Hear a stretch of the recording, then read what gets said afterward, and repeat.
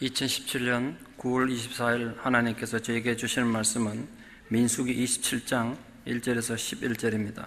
구약 242쪽 민수기 27장 1절에서 11절 말씀을 봉독에 올리겠습니다. 요셉의 아들 므낫세의 종족들에게 므낫세의 현손 마길의 정손 길앗의 손자 헤벨의 아들 슬로보앗의 딸들이 찾아왔으니 그의 딸들의 이름은 말라와 노아 호글라와 밀가와 디르사라. 그들이 해막문에서 모세와 제사장 엘라살과 지휘관들과 온 회중 앞에 서서 이르되 우리 아버지가 광야에서 죽었으나 여호와를 거슬러 모인 고라의 무리에 들지 아니하고 자기 죄로 죽었고 아들이 없나이다. 어찌하여 아들이 없다고 우리 아버지의 이름이 그의 종족 중에서 삭제되리이까? 우리 아버지의 형제 중에서 우리에게 기업을 주소서 하며 모세가 그 사연을 여호와께 아뢰니라. 여호와께서 모세에게 말씀하여 이르시되 슬로보앗의 딸들의 말이 옳으니 너는 반드시 그들의 아버지의 형제 중에서 그들에게 기업을 주어 받게 하되 그들의 아버지의 기업을 그들에게 돌릴지니라. 너는 이스라엘 자손에게 말하여 이르기를 사람이 죽고 아들이 없으면 그의 기업을 그의 딸에게 돌릴 것이요 딸도 없으면 그의 기업을 그의 형제에게 줄 것이요 형제도 없으면 그의 기업을 그의 아버지의 형제에게 줄 것이요 그의 아버지의 형제도 없으면 그의 기업을 가장 가까운 친족에게 주어 받게 할지니라 하고 나 여호와가 너 모세에게 명령한 대로 이스라엘 자손에게 판결의 규례가 되게 할지니라. 아멘. 1982년 8월 7일 깊은 밤 버킹엄 궁에서 잠을 주무시던 엘리자베스 여왕께서 잠을 자다 느낌 이상해서 눈을 떴습니다. 근데 놀랍게도 여왕 폐하 불과 2m 앞에 한 30대 괴한이 아래는 청바지 입고 위에는 다 떨어진 외투를 입고 깨진 유리로 된 재떨이를 들고 피를 흘리고 서 있었습니다. 기가 막힐 도달 아닙니까? 이 왕궁의 삼엄한 경비를 어떻게 뚫고 여왕이 잠자는 침실까지 괴한이 돌았다면 보통 문제가 아니죠. 경비하는 사람도 다 뭐 했을까요? 그런데 여왕께서 놀라지도 않으면서 당신은 누구고 여기서 뭐 하냐고 그렇게 물었습니다. 그때 그 사나이가 떨리는 음성으로 여왕폐하 놀라게 해드려서 대단히 죄송합니다. 이렇게 아니고는 제게 방법이 없었습니다. 저의 탄원을 좀 들어주십시오. 보통 상황이 아닌 것 같아서 여왕폐하께 침대에 걸터 앉아가지고 뭐 초인종 하나 누르면 바로 시종이 쫓아올 텐데 그래서 한 10분 정도 그 사람의 탄원을 들어줬습니다. 그 사나이 이름은 마이클 페이건인데 4남매의 어린 아이들이 있는데 아내는 집을 나가버렸고 최근에 또 회사에서 감원 열풍이 불어서 직장도 잃어버려서 살기가 너무 힘들었다는 거예요. 그래서 사회복지센터 가가지고 좀 도와달라고 호소해도 아무도 자기 얘기는 귀 기울여주지 않고 마치 미친 사람 취급해서 너무너무 답답해서 생각도 못해서 내가 여왕폐하를 찾아가면 내 이 답답한 심정을 좀 알아주지 않을까 이래서 무리를 무릅쓰고 찾아왔다는 겁니다. 그 얘기를 한 10분 듣고 여왕폐하께서 당직 시종을 불러가지고 이 사람 감옥 보내지 말고 형편이 어려우니까 일자리 좀 구해주라고 그렇게 돌려보냈습니다. 물론 이 사건으로서 왕실 경호에 구멍이 뚫렸다고 의회에서 들고 일어나가지고 내무부 장관 그리고 런던 경찰청장이 물러나는 계기가 되긴 했지만 약자에 대한 여왕의 넓은 아량을 보여준 아주 극적인 사건으로 기록이 남았습니다. 아마 그런 것 때문에 엘리자베스 여왕이 영국인들이 엄청 사랑을 받고 있는 게 아닌가 그렇게 생각합니다. 누가 뭐라 그래도 이 마이클 페이건은 엄청난 무례에 범한 거 아니겠습니까? 그러나 자신의 그 답답한 상황을 여왕께 좀 아뢰기 위해서 자칫하면 그 궁궐 담을 넘고 많은 그 고비를 넘어가지고 이까지 왔을 텐데 자칫하면 총에 맞아 죽을 수도 있고 굉장히 위험하지 않았겠어요?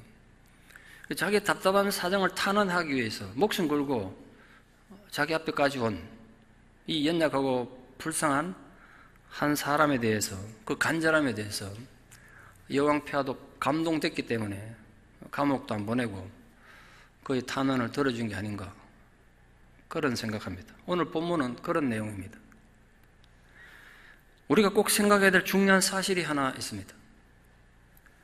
창조주 하나님은 우리의 탄원과 호소와 간구에 귀 기울여 주시는 분이라는 사실입니다. 근데 우리 자꾸 잊어버려요, 이걸.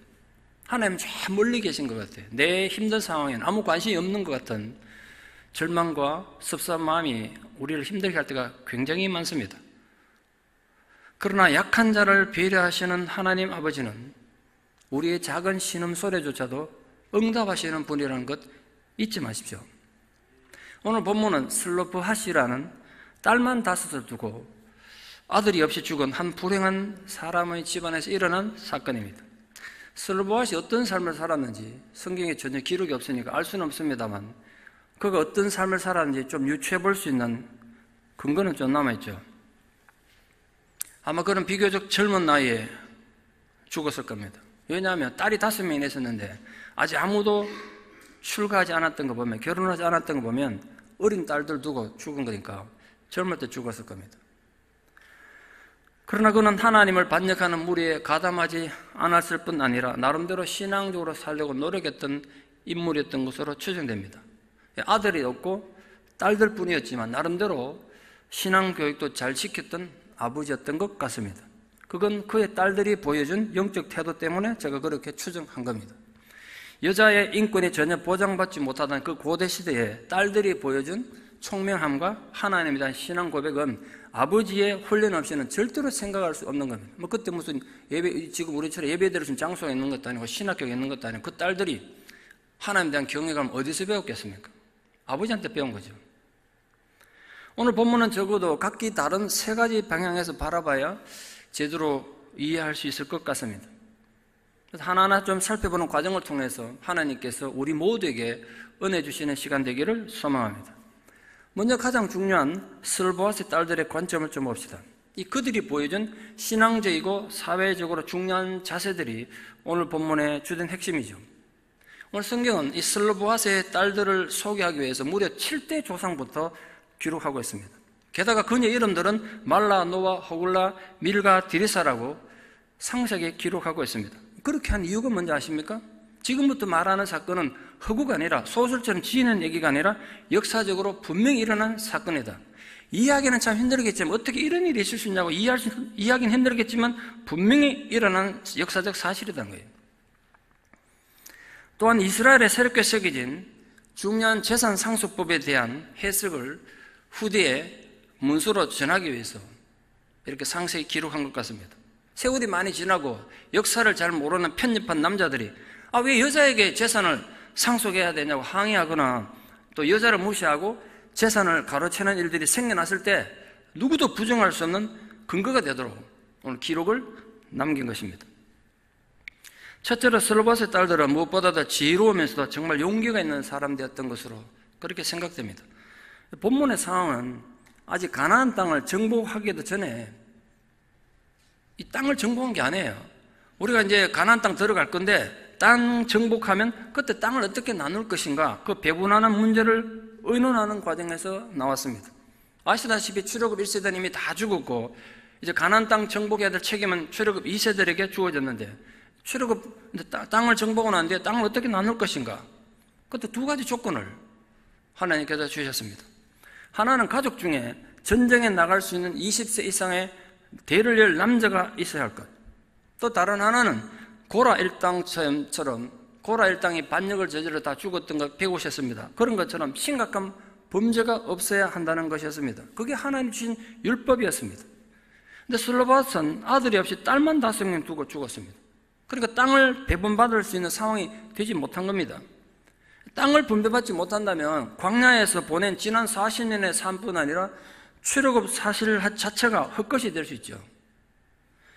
슬로바스의 딸들은 영토를 분할하는데 남자들에게만 자격이 있다는 소식을 접하고 고민이 됐습니다. 아버지는 돌아가시고 없고 그들에겐 형제도 없는데 그럼 자신들은 약속 땅에 들어가 봐야 땅 한 평 차지 못하는 그 비참한 상황이 될 수 있었기 때문에 그렇습니다.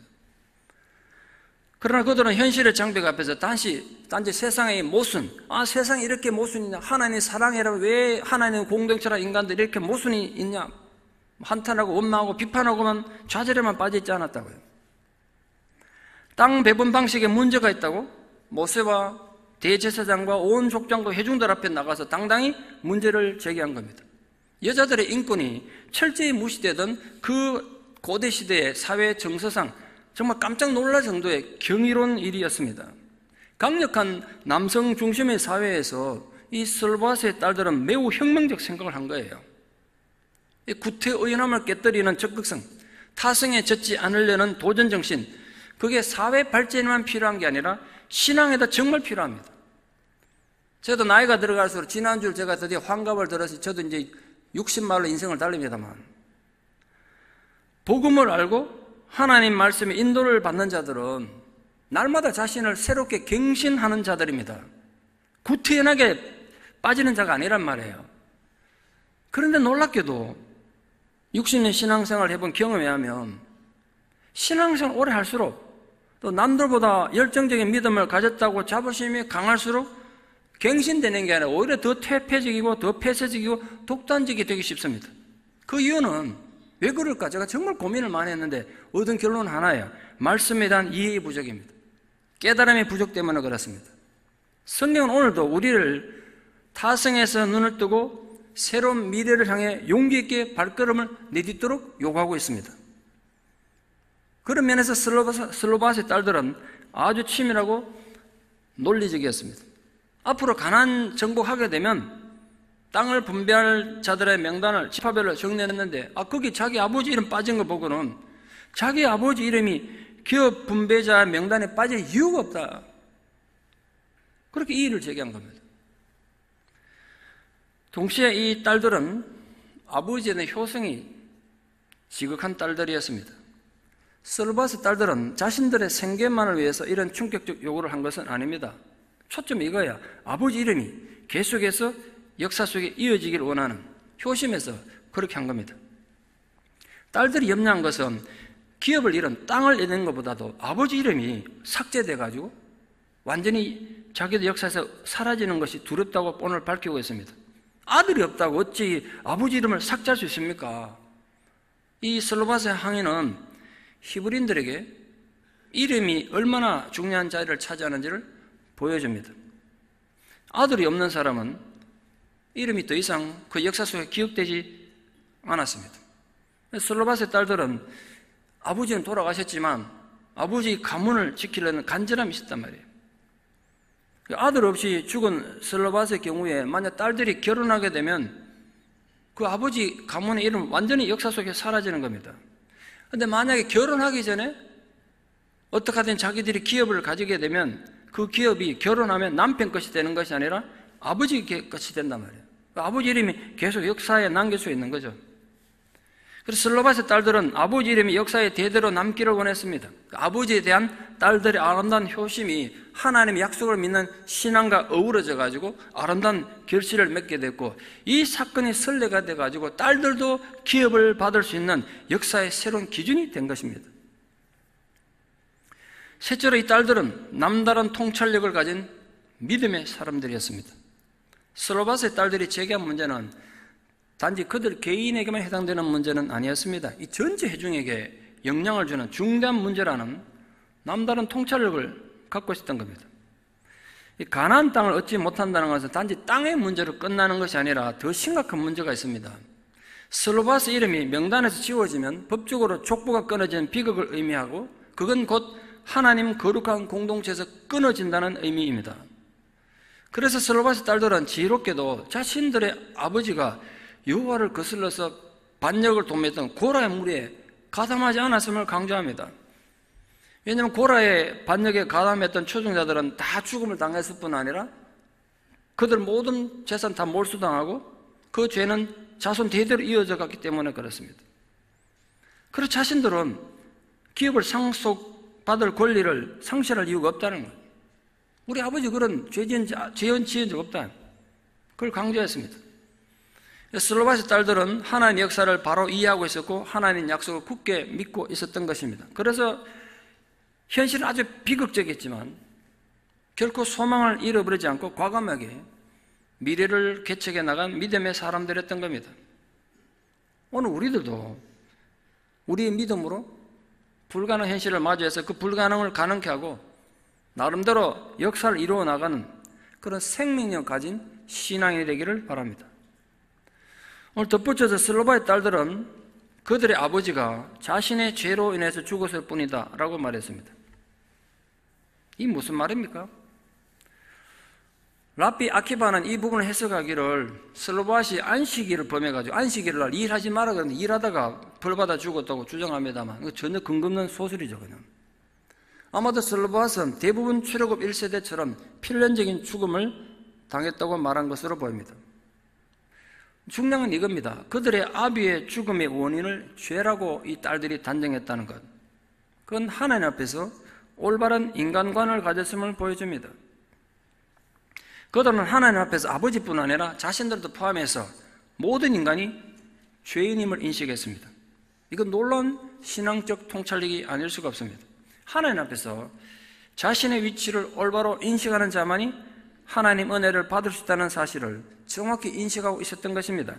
끝없는 원망과 불평 그리고 반역을 일삼던 이스라엘의 정서와는 완전히 다른 자기 고백이고 인간 이해가 아닐 수가 없습니다. 인간이 왜 원망하고 불평한지 아십니까? 자신은 옳다고 생각이 드니까 불평하는 거 아니겠습니까? 나도 하나님 앞에 죄인이라고 생각을 가지는 한은 결코 불평에 사로잡힐 수 없습니다. 나도 죄인인데 어떻게 불평하겠어요? 그건 성경의 굉장히 중요한 가르침이고 주제예요. 구약이든 신약이든 구약의 선지자들도 마찬가지고 예수님의 가르침도 모두 그걸 강조하고 있습니다. 내가 죄인이라고 깨닫는 것, 그러므로 나도 틀릴 수 있다고 자기 부족을 깨닫는 것, 그게 없으면요 인간 죽었다 깨어나도 하나님을 바로 만날 수 없습니다. 여러분이 묻습니다. 여러분은 자신을 어떻게 생각하고 계십니까? 여러분 자신에 대한 이해가 정확하십니까? 이 사건 이후에 딸들이 상속을 받게 된 많은 기록들이 성경에 남아 있습니다. 아직 이스라엘이 가나안에 들어간 것도 아니고 그 땅을 정복한 것도 아닌데 이 슬로바스의 딸들이 땅의 분배를 요구한 것은 이 슬로바스의 딸들이 적어도 가나안 땅 정복에 대한 확신이 있었다는 뜻이에요.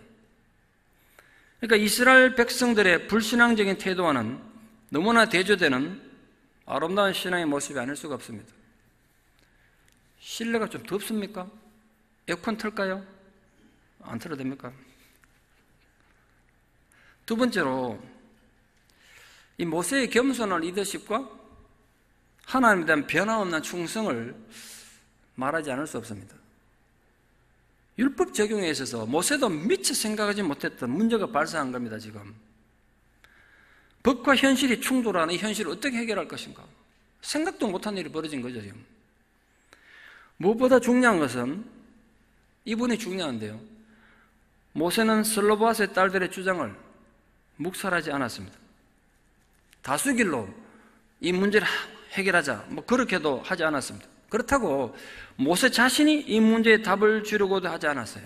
저는 이 부분은 굉장히 중요하게 생각해요. 여러분, 모세는 이제까지 재판을 굉장히 많이 했지 않습니까? 많은 인간들의 갈등을 조정해 왔지 않습니까? 그런데 슬로바스의 딸들의 요청에 대해 모세는 당시 관습이나 전통이나 또 자신이 가진 영적 지도자로서의 권위 그 어느 것으로도 해답을 주려고 하지 않았습니다. 아마 이스라엘 백성들 입장에서는 이 모세의 행동이 참 어리석고도 당황하고 이해하기 힘들었을 겁니다. 그 정도의 경험과 그 정도의 사회적 이치라면 그 정도 문제는 모세 스스로 해결할 수 있는 거 아닌가? 우리 이렇게 생각할 수 있지 않습니까? 딱 듣고 슬로바스 딸들이 불평하면 그건 이렇게 해결하라고 할 수 있지 않겠습니까? 우리 얼마나 입이 빨라가지고 왜 이 교회는 문제가 있냐고 얼마나 그래 말하냐 말이에요. 근데 왜 모세가 하지 않았을까? 모세는 슬로바스의 딸들의 요구를 스스로 해결하지 않았습니다. 스스로 해결하려고 하지 않았다는 거예요. 여호와 앞으로 그걸 가지고 갔어요. 온 백성의 지도자로서의 권위를 가지고 있던 모세였지만 자신의 생각과 방법대로 하지 않고 전적으로 하나님께 해결책을 구하는 믿기 힘든 겸손한 자세를 보여주고 있습니다. 모세는 자신의 판단의 한계를 인정한 거예요. 그래서 그 사건의 전부를 하나님께 소송해 하려고 하나님으로부터 명확한 답을 듣기를 원했습니다. 이건 모세 자신도 나도 하나님 뜻을 다 하는 거 아니다라는 사실을 백성들 앞에 자신의 한계를 겸손히 인정한 겁니다. 모세가 어떤 사람입니까? 40년 전에 하나님께로부터 율법을 직접 받아가지고 율법을 선포했던 사람입니다. 아주 특수한 위치에 있지 않습니까? 율법에 관한 한, 율법의 해석과 적용에 관한 한 누가 모세를 따라갈 수 있겠습니까? 그럼에도 불구하고 모세는 내가 비록 율법을 선포하는 특수한 위치에 있었지만 율법 해석의 최고 권위자는 나 자신이 아니란 거예요. 내가 아니란 거예요. 하나님이란 거예요. 장차 이스라엘이 가나안에 들어가고 나면 이 광야와는 다른 전혀 경험해보지 못한 별의별 상황에 노출될 겁니다. 예상하지 못한 아주 복잡한 상황과 문제들을 마주할 텐데 그때 어떻게 할 거냐 그래요. 모세 스스로 지금 백성들에게 하나의 중요한 가르침을 온몸으로 보여주고 있습니다. 그런 당황스러운 상황 만나면 주저하지 말고 너 머리 굴리지 말고 네 개인의 편견으로 판단하지 말고 최고의 판결자이신 하나님께 나가라는 거예요. 일상생활에 발생하는 크고 작은 모든 일들을 처리할 때 인간의 편견과 지혜와 경험은 의지하지 말고 하나님을 굳게 의뢰하라는 거예요. 이거 지금 몸으로 보여줍니다. 모세가 지금 이거 하나 판결할 위치가 안 되는 겁니까? 할 수 있었지만 안 한 거예요. 무엇보다 중요한 건 모세가 당시에 사회적 약자였던 이 여인들의 탄원을 무시하거나 나무라지 않고 그걸 중요하게 생각해가지고 이거는 감히 내가 판단할 문제가 아니다. 하나님께서 하셔야 된다고 할 정도로 이 아무런 권한도 없는 여자들의 문제를 그 간청을 무시하지 않고 하나님께 아랬다는 건 타인을 세심하게 존중하는 온유함과 겸손한 사람이었기 때문에 그런 거 아니겠습니까? 당시 사회적 관례와 율법의 기준에서 벗어난 이 슬로바스의 딸들의 요구였을지라도 법이 이런데 여자는 안 돼 이러지 않고 법이 요구가 아니었어요. 슬로바스의 이 딸들에게 관례와 법을 따라 판단하지 않고 하나님의 지혜와 섭리를 먼저 의지하려고 했던 이 모세의 겸손하고도 성숙한 자세는 나는 어떤 신앙인으로 살아가고 있는지 앞으로 내가 어떻게 살아갈 것인지 우리에게 큰 도전이 안 됩니까? 전 그거 생각을 많이 했어요. 설교 준비하다가 야 모세가 이 정도였다면 이제 나이 겨우 60대 나는 어떻게 살아야 되는가? 나는 어떤 목사가 돼야 되는가? 저는 그 적용을 많이 하면서 설교 준비했어요. 여러분 묻고 싶습니다. 여러분 모세가 이 정도였다면 보십시오. 나이 120세에 율법을 직접 선포했고 백성들 40년 동안 재판해왔던 자기 말 한마디면 왕과 같은 권위를 가진 자리에 있으면서도 이 별것 아닌 문제 자기 스스로 판단하지 않고 하나님께 의뢰했다면 우리는 얼마나 겸손하게 살아야 되겠습니까? 우리 입에 말 한마디를 얼마나 조심해야 되겠냐고요. 무슨 내게 정의감이 있고 내게 대단한 법이 있다고 함부로 남을 판단하고 주의 교회를 비판하냐 말이야. 마지막 세 번째로 우리가 봐야 될 것은 하나님의 깊으신 배려입니다. 이스라엘이 애굽을 떠날 때 단순히 이 지상에 있는 낙원을 찾았다는 건 아니었습니다. 그건 성경 전체 해석이죠. 가나안으로 상징되는 하늘의 복을 소망하며 애굽을 떠난 겁니다. 광야를 거치면서 약속의 땅, 곧 하나님이 복 주시는 축복의 땅에 들어간다는 기대가 있었단 말이에요. 그러니까 가나안에서 땅을 차지한다는 건 그냥 이 땅에서 땅 부자 된다는 얘기가 아니라 영원한 하나님 나라에 대한 언젠가 우리가 갈 영원한 나라에 대한 약속이었고 증거였다. 많은 성경이 그렇게 해석하고 있지 않습니까?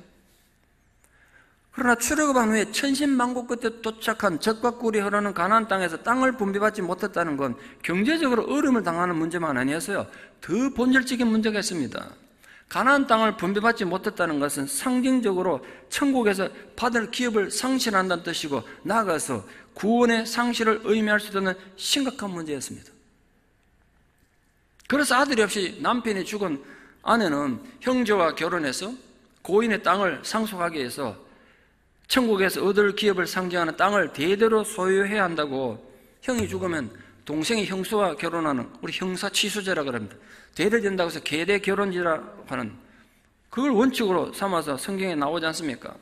근데 문제는 슬로바스의 딸들은 경우가 완전히 달랐습니다.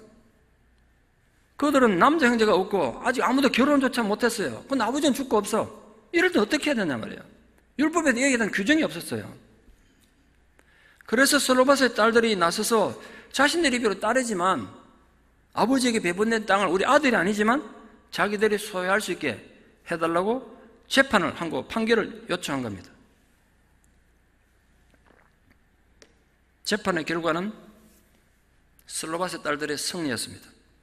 하나님께서 슬로바스 딸들이 상속 권리 주장은 당연한 것이고 아버지 이름이 소멸되는 것을 막으려는 딸들의 청원을 하나님이 그들이 의롭다 이렇게 말씀하셨어요.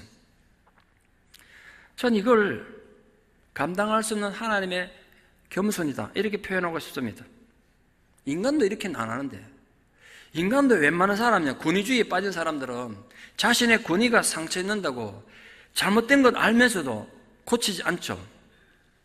자기 잘못을 인정하지 않잖아요. 자기 잘못 인정하면 권위가 다친다고. 그런데 보십시오. 하나님께서 스스럼 없이 슬로바스의 딸들이 옳다, 그들 주장이 옳다고 그러고 율법이 틀렸다는 거예요. 그걸 법을 고쳐주셨어요. 이런 겸손함이 어디 있습니까? 한국의 경우도 겨우 몇 년 전에야 문중 땅을 나누는데 딸에게도 약간의, 그것도 동등, 아들과 동등하게 나누지 않고 약간의 권리가 있다고 대법원에서 판결이 났습니다. 그게 불과 몇 년 전입니다. 그전에 여자들은요, 문중에 가도 제사에도 참여 못하고 문중에 얼씬거리지도 못했습니다. 문중 그 담벼락도 이 문간도 못 넘었다, 여자들. 그러니까 수천 년 전에 사회적 분위기를 감안한다면 이 슬로바스의 딸들이 남자들과 똑같이 땅을 배분받았다는 건 혁명적인 사건이 아닐 수 없죠. 그저 단순히 한 가문의 딸들이 아버지 대신해서 땅을 차지한 사건이 아니에요. 이것 때문에 사회 시스템이 바뀌고 법이 바뀌는 새로운 역사의 출발의 기준이 되었다는 점에서 슬로바스의 딸들은 대단한 하나님 사람들이었습니다. 그런데 정말 심각하게 제가 질문이 하나 있습니다. 이 본문에서. 이거 대답 한번 해보십시오. 저희 질문에 아직도 정확한 답을 갖고 이 자리에 쓴 건 아닌데 본문을 읽다가 굉장히 중요한 질문을 하나 생겼어요. 오늘 새롭게 만들어진 법은 인간의 요구에 의해서 생겨난 법입니다. 예전에는 이런 율법도 없었습니다. 법이 없었잖아요. 제 질문은 이거예요. 왜 애초에 하나님께서 율법을 주실 때 미리 이런 문제 얘기하지 않으셨는가? 왜 미리 알고 법을 미리 주지 않으셨는가?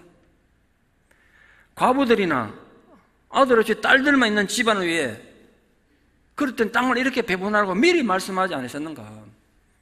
하나에 대해 미처 생각하지 못하고 계시다가 슬로바스 딸들이 요청을 받고서야 내가 그걸 미처 생각 못했네.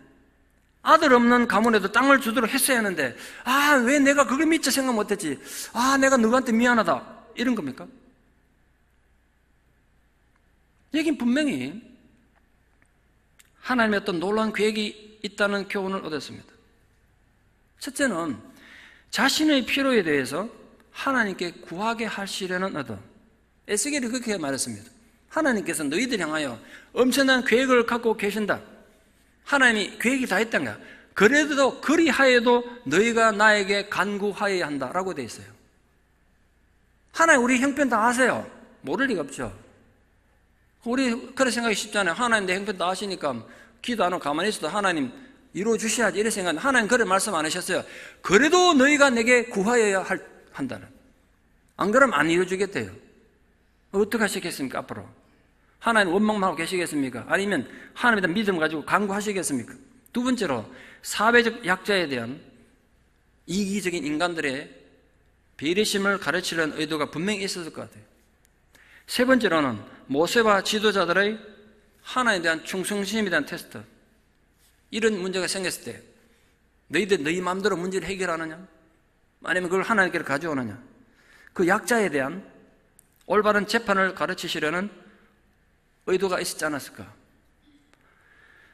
결국 하나님이 주신 율법은 형식과 제도가 아니라 인간을 향한 하나님의 긍휼과 사랑에 기초하고 있음을 발견했습니다. 기억하십시오. 율법 그럼 참 딱딱하고 엄격해 보이지만 그 율법의 기초는 사랑입니다. 또한 하나님께서는 약한 자들의 편에 서 계신다는 사실을 강조하셨습니다. 약자의 하나님 되신다는 사실이 우리에게 무한한 위로와 격려가 되지 않습니까? 결론을 맺습니다.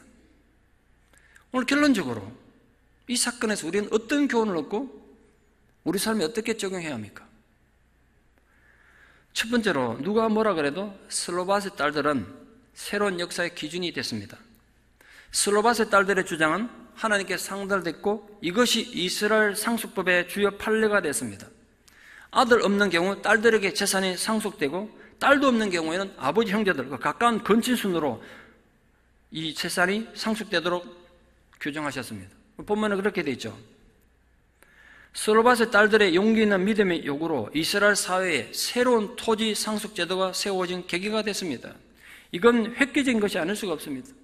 슬로바스의 5딸들은 역사의 소중한 이정표가 된 사람들입니다. 처음의 시작은 그들의 생존을 위해서 시작한 건지 모르겠지만 결국은 사회 전체를 변화시킬 수 있는 원동력이 된 겁니다. 여러분, 나비 효과라고 잘 들어보셨죠? 브라질에서 나비 한 마리가 날개짓을 하면 그 날개짓하는 바람이 점점 커져가지고 텍사스에서는 토네이도가 발생될 수 있다라는 과학 이론입니다. 어디까지는 이론입니다. 증명된 건 아닙니다. 그게 지금 과학, 정치, 경제학, 여러 곳에 영향을 주고 있습니다. 한 사람의 신념이 다른 사람을 움직이게 할 수 있고 그 신념이 작은 날개짓에서 큰 파장을 일으키는 것처럼 한 사람의 작은 시도가 사회 전체에 큰 변화에 영향을 주기도 한다는 거예요. 슬로바스의 딸들이 바로 그런 신념을 가진 사람들이었습니다. 두 번째 교훈은 이겁니다. 내 앞에 닥친 시련과 혼란에 대해서 어떤 자세를 가지는 것이 진정 신앙인의 자세인가? 그걸 교훈하고 있습니다. 출애굽 당시에 이스라엘 사회는 주변의 모든 나라들과 마찬가지로 남성 위주 사회였습니다. 여자들은 동물이나 다른 짐승들처럼, 다른 재산처럼 아버지나 남편의 소유물로 여겨진 하나의 물건처럼 취급됐습니다. 그러므로 여자들에게 상속권이 주어지지 않았고 과부나 여자들은 약속의 땅을 목전에 두고서도 아무런 소망을 가질 수 없었습니다. 그 당시에 그런 상황에 있었던 여자들이 슬로바스의 딸들만은 아니었을 겁니다. 아들 없이 딸들만 두고 죽은 아버지가 이 집뿐이었겠습니까? 대부분의 여자들은 우린 앞으로 어떻게 사냐? 세상에 정의는 어디 있느냐? 하나님이 계신다면 왜 이렇게 우리에게는 비극이 생겼는가? 세상은 모순이다. 이러면서 자신의 처지를 한탄하고 거저 원망하며 아무것도 하지 않았던 겁니다. 아무런 기도도 하지 않았던 거예요.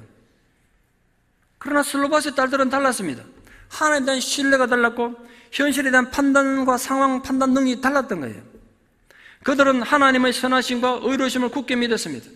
그래서 당시의 관습과 법률에 전혀 개의치 않고 자신들의 형편을 아뢰며 정당한 몫의 기업을 요구한 것입니다. 슬로바스의 딸들이 가나안의 기업을 얻지 못했다면 슬로바스 아버지 이름은 하나님 백성 가운데서 영영히 잊히고 말았겠죠. 결국 슬로바스의 그 이름은 딸들로 인해 가지고 역사에 성경에 기록이 됐지 않습니까? 그런 영광을 누렸습니다. 그 슬로바스 5딸들도 이 5딸 전부가 여자로는 정말 드물게 성경에 이름을 남겼습니다. 사람 죽어서 이름 남기는 게 최고 명예 아니겠습니까? 그 슬로바스 입장에서는 5명이나 되는 딸 생전에 시집 하나 못 보내고 젊은 나이에 죽은 비극적인 상황에 죽은 건 분명합니다만 하나님 그 가문을 외면하지 않으셨어요. 마지막으로 가장 중요한 교훈은 약자를 배려하신 하나님, 눌리고 억압받는 자들의 위로자가 되신 하나님, 고통받는 자들을 품으시고 사랑하시는 하나님, 그 하나님의 아버지의 큰 사랑과 은총이 이 사건을 통해서 정말 드라마틱하게 증명된 겁니다. 정건모 박사님은 젊은 분들은 좀 모를 수도 있겠습니다만 대한민국에서 둘째가라면 서울 정도로 머리가 좋은 분이십니다. 옛날에 그 정말 천재들만 들어간다는 경기고등학교 수석으로 입학해서 수석으로 졸업하고 서울대학교 수석으로 들어갔다가 대학도 졸업 안 하고 대학 재학 중에 한국선 더 이상 배울 게 없어가지고 미국으로 유학 가가지고 남들 대학도 겨우 졸업할 23살 나이에 박사학위를 받았습니다. 그의 인생은 정말 장밋빛이었습니다. 미국에서도 한국에서도 그의 이름은 대단한 권위를 가지고 있었습니다. 그러나 그런 정건모 박사가 하나님께 언제 쓰임 받았는지 아십니까? 그가 그렇게 잘 나가고 성공할 때가 아니었습니다. 그가 한국에 초청받아가지고 지금 카이스트 과학기술은 그분이 만드셨는데 그 카이스트를 만들고 한참 잘 나갈 때 하나님 없어도 세상이 너무나 잘 돌아가는 듯 했습니다. 그런데 아들 진우가 급성 신장병에 걸렸습니다. 죽느냐 사느냐 기로에 봉착했습니다. 그때 이 정건모 박사가 하나님 앞에 손을 들고 기도했습니다. 하나님, 저는 약합니다. 자식이 죽어가는데 아무것도 할 수 있는 게 없습니다. 미국의 공학 박사도 교수 자리도 아무런 소용이 없습니다. 제가 아무것도 아니라는 걸 깨달았습니다. 하나님 부디 연약한 저를 도와주십시오. 정건모 박사님이 그렇게 하나님 앞에서 완벽히 약한 자가 됐을 때 하나님 능력으로 그와 함께 해주셨습니다. 그때부터 그는 사회적으로 유명한 자가 아니라 하나님께 존귀한 자가 되었다고 그가 간증하고 있습니다. 여러분은 지금 어떤 상황이 있습니까? 솔로바스의 딸들처럼 너무나 답답한 현실에 혹시 가로막혀 있습니까? 그래서 희망을 잃어버렸습니까? 모든 꿈이 다 깨어지고 말았습니까? 기억하십시오. 하나님은 낮은 자의 하나님이십니다. 약한 자의 하나님이시란 말이에요. 그 하나님의 위로와 격려가 여러분의 실패한 현실 위에 함께하기를 축원합니다. 억수같이 비가 쏟아지는데 그 비가릴 쪼가리 하나 없어서 황량한 광야에 그냥 쫄딱 비 맞고 서 있는 것 같은 그런 비참한 현실이라고 해도 하나님은 끝내 나를 외면하지 않으신다는 그 약속을 굳게 붙잡고 다시 용기를 가지는 하나님 사람들 다 되시기를 진심으로 축원합니다. 기도드리겠습니다. 사랑의 아버지 하나님,